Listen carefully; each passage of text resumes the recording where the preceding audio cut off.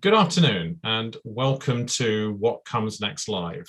As always, I'm Tom McCallum. I'm just dealing with a bit of tech this week because for some unusual reasons, I'm in a different location from normal. However, that's all very boring stuff. What's much more exciting is my guest this week, fellow member of the Tom clan, Tom Nixon, who has recently published a book which I had the great pleasure of having a pre-read to before publication date, called Source. Tom and I are fellow alumni from a mutual friend, the amazing Carrie Bedingfield, who took us up a mountain. And we're sworn to secrecy about what happened there about 4 years ago. But fundamentally, a bunch of entrepreneurs sharing a whole bunch of ideas.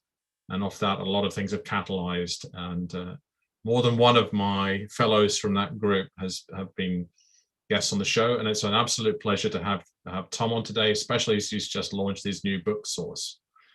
Tom, welcome. Thank you, Tom. Pleasure to be here. So fire away, tell us a bit about yourself. And as always, our topic is what comes next. And it's very apposite to do with entrepreneurship and leadership. Yeah, absolutely. So the thing that I'm really interested in is how we can realize worthwhile ideas in the world. So whilst a lot of my contemporaries are really interested in organizations, and we talk about how to make better businesses or companies or places to work, I think that stuff is really important. But for me, when I look at the macro picture in the world, it's how can we create the things the world needs today, or how can we make changes to the systems that we live in? And so work with Source, the book, there it is, is really a book for people who are trying to make something happen in the world. So it's mostly a book more than anything else for founders, be that an entrepreneur who's got an idea for a business that's going to make a positive impact, but also for leaders of social movements, activists, anyone who more than anything else, is trying to make an idea happen. And really what the book gives you is a slightly different lens to look at the process of realizing ideas. So there's a number of different directions we could go, but I'm curious what it sparks for you, Tom, and where you think we might go next. You've had a little look at the book. I don't want to just give you a huge monologue. I'm an entrepreneur, as are you. We both started and built businesses and been through the complete life cycle of that journey multiple times. And so both of us have a commonality that we spend a lot of time helping people who are on that journey and just in different ways.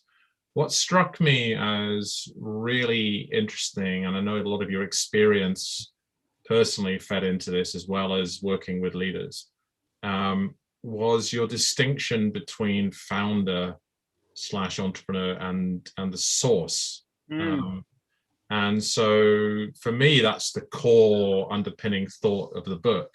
And the one, since I read it a month or two ago, I've just been in conversation with so many people, and it keeps coming into my mind all the time about what's the role of that person? Are they the source, and or what's their role?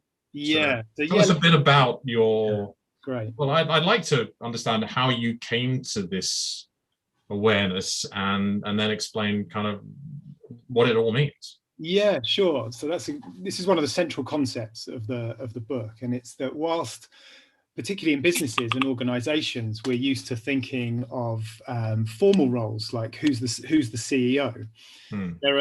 There's almost like a deeper layer underneath the formal organization, which is the layer where it's about the person who first breathed life into an idea to start the process of realizing some kind of idea in the world. And how I got into this was many years ago when I'd started and then left a business that I founded.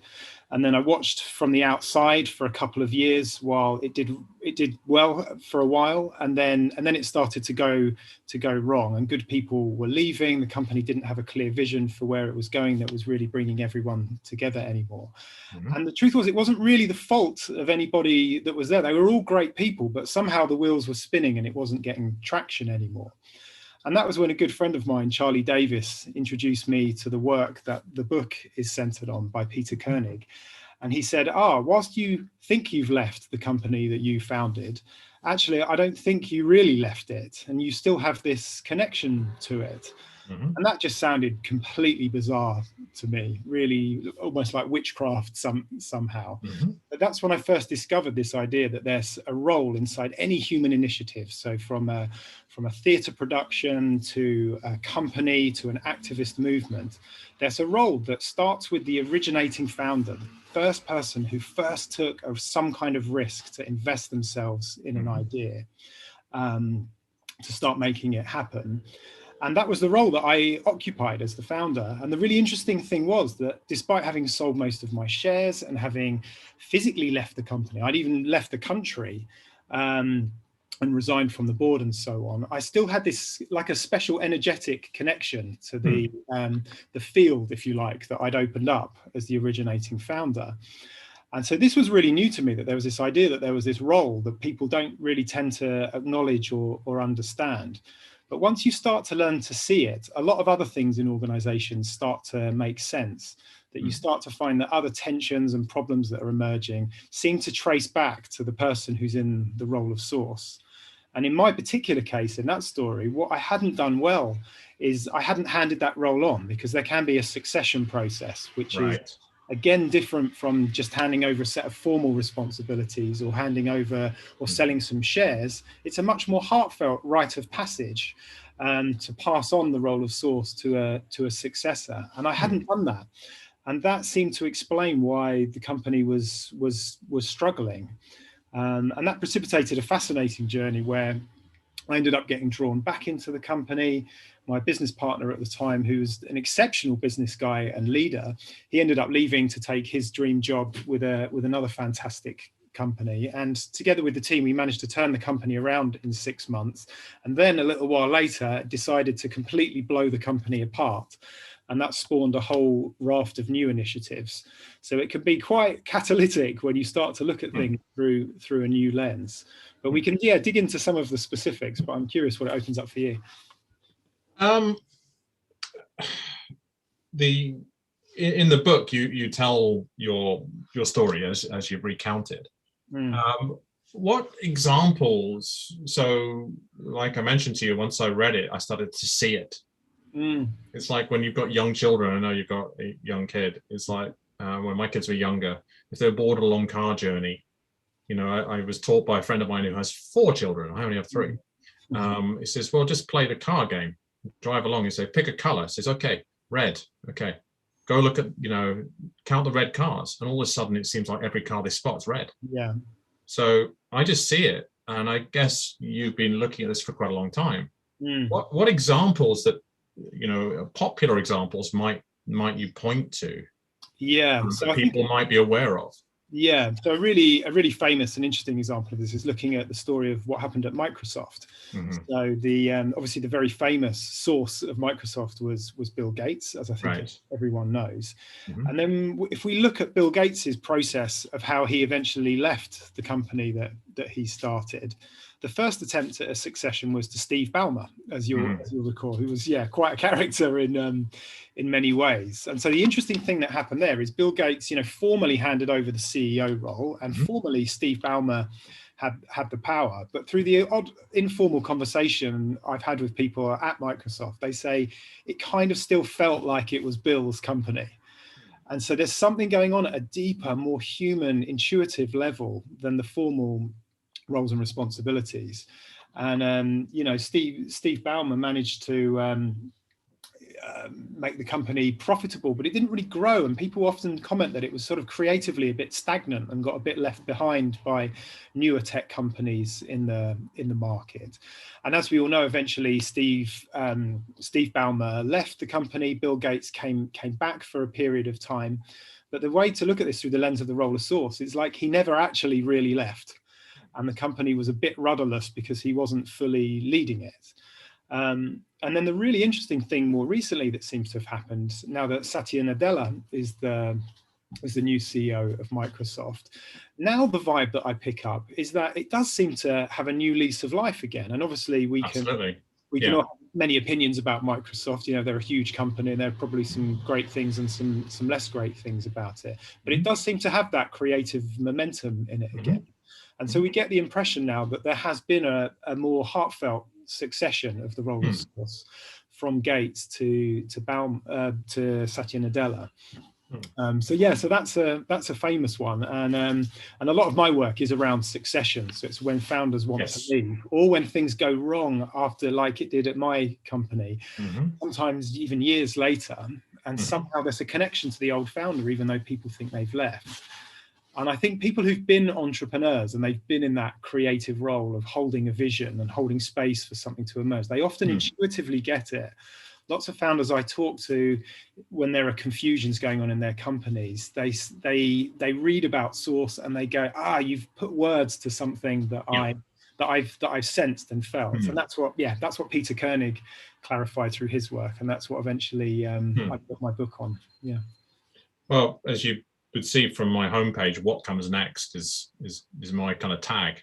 And so I do work on that, whether we call it succession or otherwise. And the specialty of mine was working on family businesses, often multi-generational.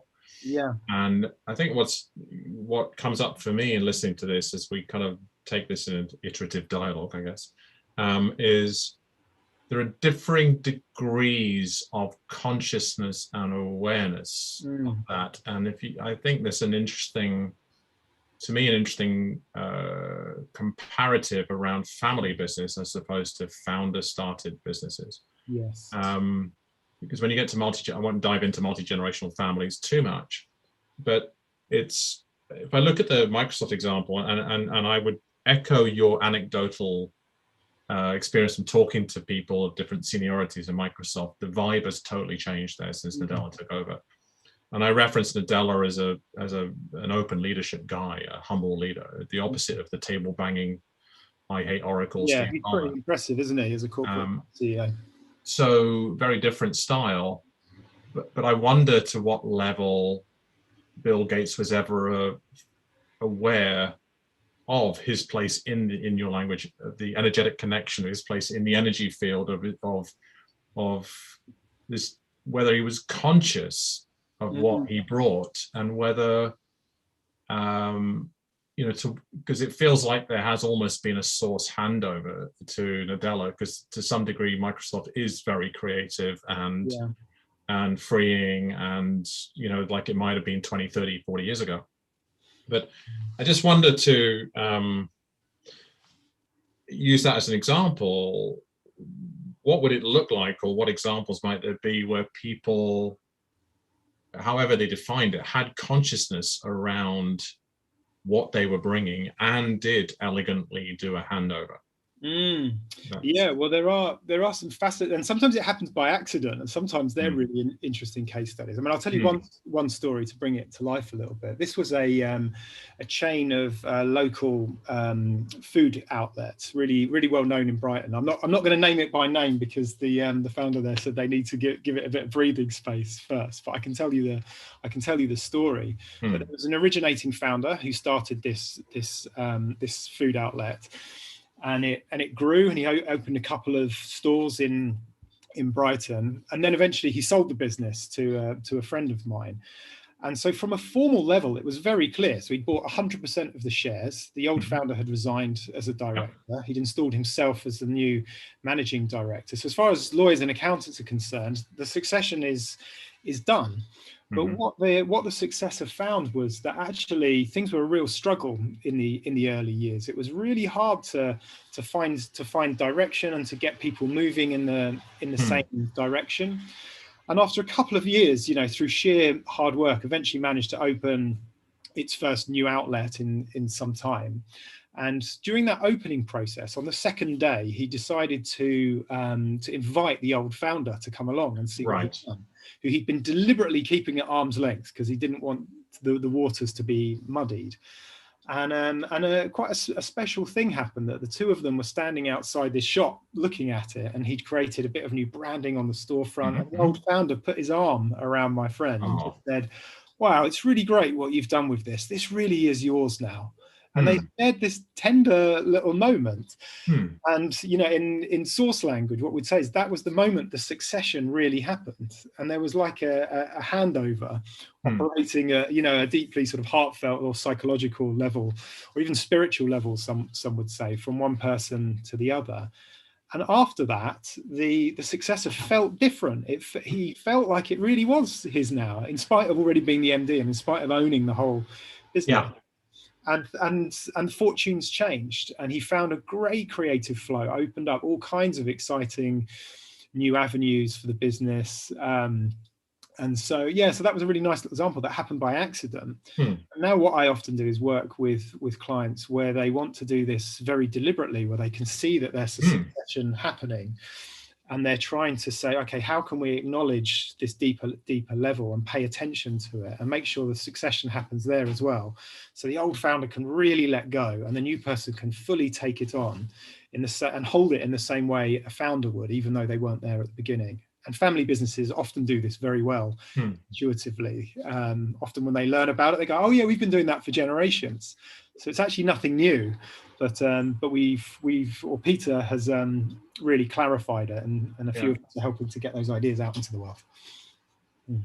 There's a lot in it. You talked about the person who first took the risk and first breathed life into it was the language. I would counter that some families do it really well. Many do it. Oh yeah, not all. Many do it horribly and painfully.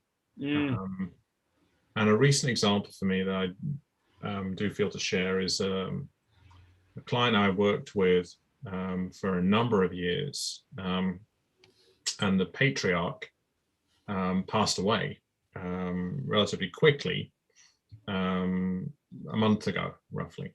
And it was very sad for me because it was in my home country, the Cayman Islands, and I wasn't able to visit from where I'm in London. But in listening to you talk and this focus upon the idea of source, and it not being about the rational, measurable, monetary, procedural, all of the things that, for clarity of anybody watching or listening to this later, right? Both you and I know exactly how to do all that stuff, right? But the intrigue becomes about, well, what really makes things tick? And your book is just fascinating. What's really cool to me is I worked with that family business for about 6 years, right?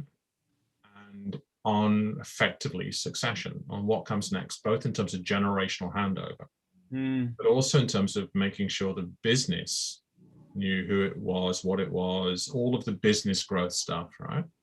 But one of my roles, one of the things with the older generation in Cayman is to honor the older generation by sitting with them, by listening to their stories, by honoring and respecting the generation they came from. And actually, respect for elders is huge in Cayman. Everybody is referred to as either Mr. Tom or Miss So-and-so, right? And it's, leaving aside more modern tendencies to be gender neutral and stuff. It's a matter of generational respect. And so Mr. H, as he was actually known, so I'm not also keeping him anonymous.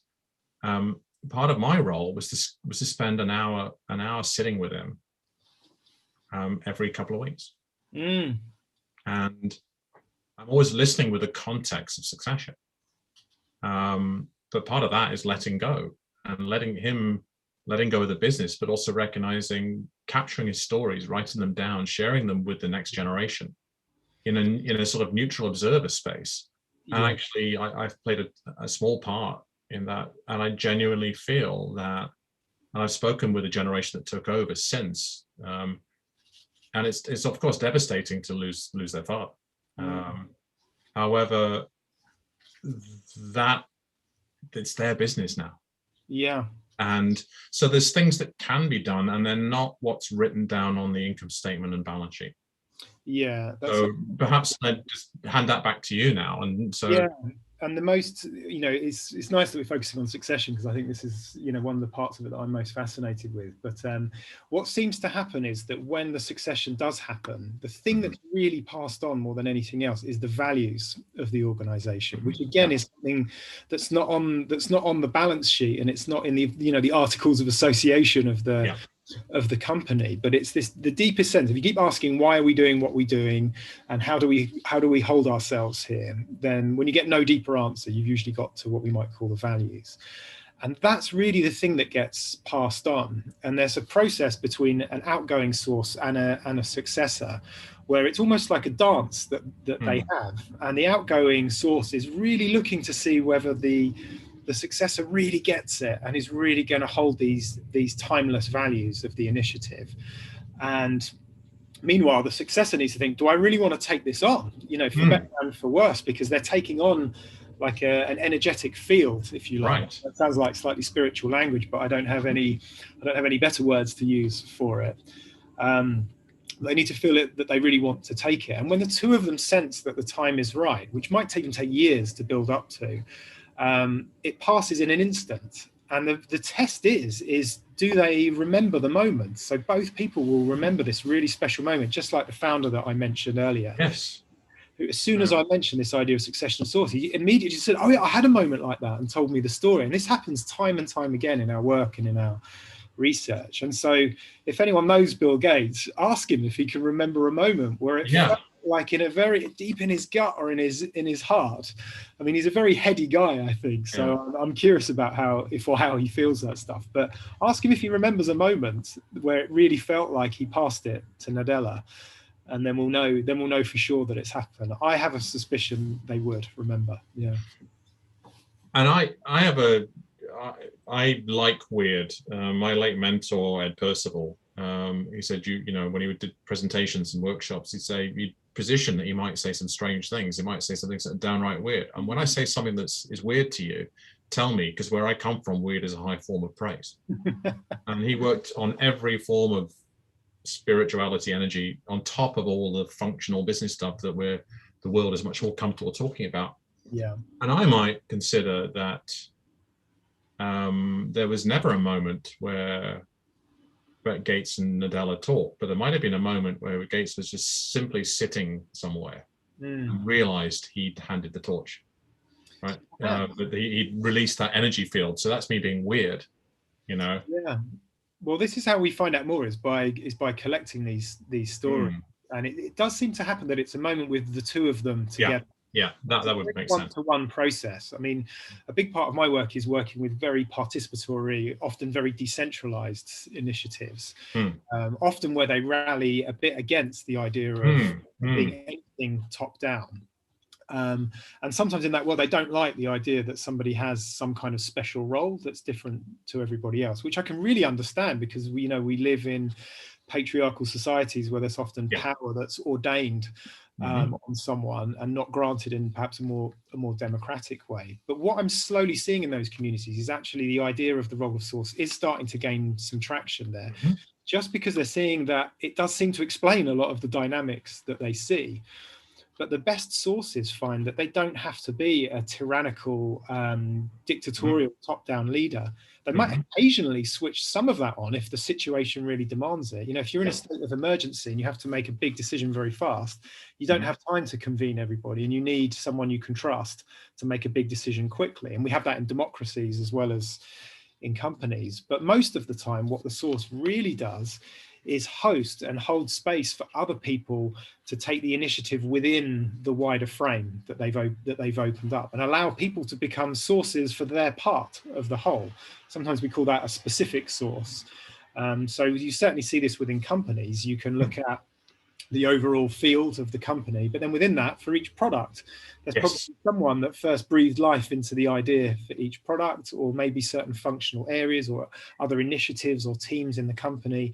You can start to spot the role of source operating at every level, cascading down from the big picture to the smaller stuff. And it often helps explain why certain initiatives are adrift, because either the source has sort of walked out and is not holding it anymore and hasn't really handed it on, or the source is acting out of some kind of psychological pathology, from a darker shadow side of themselves. I'm tremendously excited by this, and I recognize that we could talk for hours on this. And much in the way, and you mentioned, I just realized talking about Cayman's culture, that the use of gender pronouns and such like, and also the mention of patriarchal And one of the, I mean, I work a lot with leaders and how they show up. So one of the areas I spend lots of time looking at is different wisdoms and spirituality, and this idea of masculine and feminine energy. And you're talking about the way you were describing it there really rings to be a feminine energy. And and of course, you know, the clarity for listeners is that doesn't mean male and female. It means a different form of energy. And it really makes me think that often one of the issues, as you'll know, with startups and founder companies, is that the type of style and energy that a founder brings is not necessarily what a business needs a year, 2, 3 years in. It needs a different type of energy. And so it kind of strikes me that, as an example I'm thinking of from a sporting association, I was on the board of National Sporting Association, and there was somebody who was given a lifetime membership at the board, and they were effectively the source of one part of that organization. Yeah. And they did it with a very gentle container type energy. They were actually male, but they did it with that energy, but they would never have been the person to get it started. Yeah. So it's interesting to think that there can be different types of source energy held within an individual at different phases and stages of a company or a department or a division, much like there could be, sometimes you need that hard driving startup energy with the idea sparking, and then you need to change that source energy into, I mean, I'm just riffing, source energy into something that's different. I think this is a huge area that I managed to touch on in the book. Actually, in the first book, we talk about the masculine and the feminine energy as it relates to this. But there is definitely something that's a very feminine energy about connecting to a potential to realize something in the world. So connecting to an idea for something that doesn't yet exist. And some people do see that very spiritually, that they see that it's not just me creating something in the world, but it's almost an idea coming through me, like I'm a channel. Part of something big, part of something bigger. And there's a real feminine energy to that, and there's a real masculine energy to then actually the work of building and creating and realizing the idea. And likewise, there's a feminine energy to holding space and creating room for decentralization and creating power with people rather than power over people. And there's a space for a masculine energy that's like the king archetype in Jungian psychology, that's about standing ground and standing really firm, but in a very fair way. And those roles are definitely not necessarily taken on by men and women. I mean, a fascinating book to read through the lens of source, once you know this, is Creativity Inc. by Ed Catmull, the founder of Pixar. And it's the whole story is alive with the story of source going on underneath it. And he's talking about it, yet not fully aware of it. And I think Ed Catmull really embodies, whilst he's a man, he embodies a real feminine energy. He's actually very vulnerable, very creative. He had this idea to create, you know, the first ever fully computer generated feature film, which took him 25 years to do with Toy Story. And then Steve Jobs came in, who embodied a very masculine energy. And Steve Jobs almost kind of tried to take over the company and said, right, I'll invest in it, but I'm basically buying it and going to become your boss. And luckily, Ed Catmull stood his ground and said, no, this is a field that I'm holding, and eventually let Steve Jobs in as an investor, but in a supporting role. And the way the two of them worked together was fascinating, because if you wanted someone to go up with investment bankers and with Disney to do a huge commercial deal, you send in Steve Jobs. Right. It's about thinking, how do we create the best storytelling in the world? You want Ed Catmull and then John Lasseter, who was worked closely with. So although it's another story about men, when you look at the masculine and feminine energy, you can see it's actually very, very balanced. Well, I have been working in like the space of business leadership my whole career, and over the last decade and more, I've become increasingly fascinated by this linkage of energy and spirituality and all the things that to be frank, non-Western civilizations have known for thousands of years, but because we can't, evidence base it with our metrics and measurements of venture capital and private equity and bank finance, we tend to dismiss it. But I just keep bumping up again and again against there's more to it than this. And in fact, that's what brought me into the field of focusing on coaching and leadership, was that I've run out of measurements, right? I don't have anything to measure this by. So I've been looking at ways to bridge and access this for a long time. And so I'm extremely excited for the potential, and I know you've looked much more deeply than me around these topics for years. So I'm really excited. I'm very happy that you carried through and got this book written and published. And I hope lots of people read it. So I'm conscious of honoring your time, and we've flown through half an hour, as always seems to happen when I talk to people here. So what I'd like to do is give you the last word. And so if you could tell us where we can find you, and where we can find it online, and where we can find the book, and any last thoughts for the audience. Yeah, sure. So you can find the book at workwithsource.com, and you can buy it from there. It's shipping everywhere in the world. I decided for the first few hundred copies, I'm sending them out personally. So you'll get one direct from me, because it was from the source. From the source of the book. Yeah, you'll get one. It's quite a nice part of the ritual, having written the book, to actually envelope them up. And then when I get fed up with that, it's going in the normal book distribution system. So you'll get one, sent from me to you. You can find me online just at Tom Nixon on Twitter, or tomnixon.co.uk. You can find all my stuff from there. But yeah, the thought that I would leave people with is, rather than thinking about this as just a big esoteric kind of concept, to just start with yourself and think, what am I sourcing in the world? What's the change that I'm making, or what's the thing that I'm creating? And have I really acknowledged myself in that role? And if you're an entrepreneur or a leader, just holding a little bit lightly the idea that you're a CEO or a founder. Hello, do you want to say hi to Tom? Holding a bit lightly the formal roles, and thinking of yourself primarily in a creative role to do something. And perhaps you've done that by starting something from scratch as a founder. Or maybe your role of sourcing is by stepping into someone else's field, and there's something that you're creating, like the person that you mentioned earlier, who's stepped into somewhere else to create, and thinking about yourself through that lens. And and if you're curious, there's more about it in the book. Fantastic. Well, congratulations, and it's thank you so much for coming on. It's been an absolute pleasure talking to you and learning more. Yeah, pleasure, Tom. Thanks so much. Cheers.